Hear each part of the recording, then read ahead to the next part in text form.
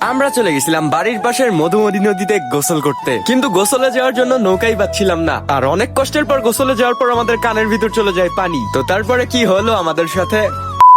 Hello guys, welcome back to my YouTube channel. This is Anik Chowdhury. তোমরা যারা মধুমতি নদী চিনো তারা অনেকেই জানো যে মধুমতি নদীর মাঝখানে চর জেগে গেছে। আর আজকে আমরা ভাবছি আমরা ওইখানে যাব গোসল করার জন্য। তো বাড়ি থেকে বাইর হয়ে গেলাম আমি আর আমার বন্ধু সাজিদ মিলে। আর এখন আমরা চলে যাচ্ছি বন্ধু সিয়ামকে ডাকতে, কারণ ওদের নৌকা আছে আর ওরে ওই নৌকার জন্যই নিব।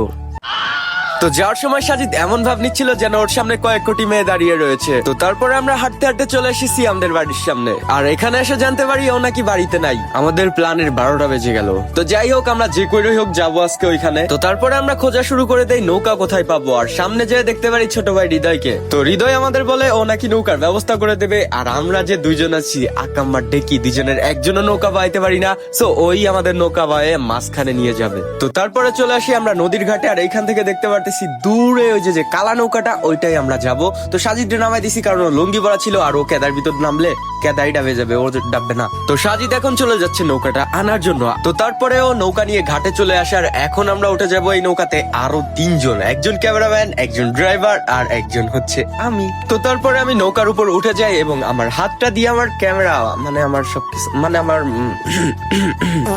তো তারপরে আমরা নৌকা নিয়ে চরের দিকে আগানো শুরু করি। আর তোমরা কিন্তু দেখতে পারতেছ আমি কত ফিলে আছি ভাই। তো তারপরে চলে আসলাম আমরা নদীর চরে, যেখানে আমরা গোসল করব। তো নৌকা থেকে নেমে পা দিয়ে দিলাম মধুমতি নদীর বুকে ফুলে ওঠা সেই দ্বীপে, মানে চরে। তো চরে নামার পর আমি এমন ফিল নিচ্ছিলাম যেন আমি এখানে কখনো আসিই নাই। আর এখানে আসা মাত্র আমি শহরের পোল্ট্রি মুরগিদের মতো লাফালাফি শুরু করে নিছিলাম। আর তারপরে আমি খেয়াল করলাম আমার পার নিচে যা আছে তার সবটুকুই বালি দিয়ে তৈরি। আর এখানে লাফাইলেও এগুলো আর কিছু হচ্ছিল না।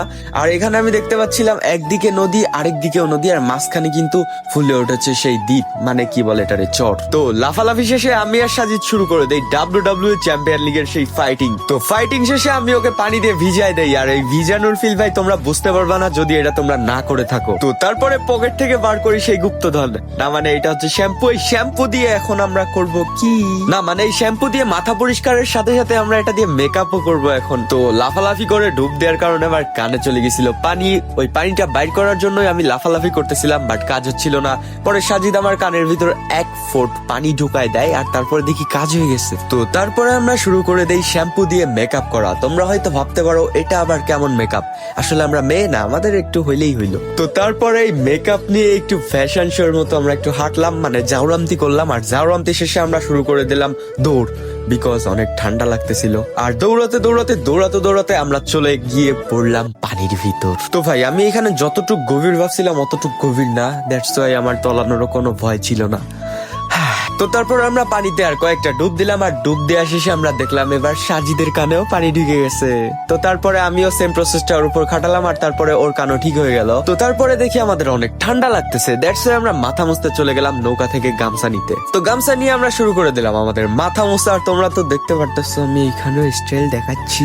তো সাজিদরে আমি গামছা আনতে দিছিলাম না, ওটা ঘাটেই রাইখাইছি, দ্যাটস ওয়াই ওর লুঙ্গি দিয়ে এখন মাথা মুছবে। ভাই এটা দেখতে অনেক জোশ লাগতেছিল আর অনেক হাসিও আসতেছিল ভাই। কি তো গাইজ, আমি ভেবেছি আমি একটা কিউএনএ ভিডিও দিব আমার ইউটিউবে 1000 সাবস্ক্রাইবার্স হলে এবং টিকটকে 500 ফলোয়ার্স হইলে। তো ফটাফট সাবস্ক্রাইব এবং ফলো করে দিয়ে তোমাদের কি কি জানার আছে এখনই কমেন্ট করে দাও। তো আমরা এখানে এসেছি অনেকক্ষণ হয়ে গেছে এবং অনেক ঠান্ডাও লাগতেছে, দ্যাটস ওয়াই আমরা এখন এখান থেকে বাড়ি চলে যাব।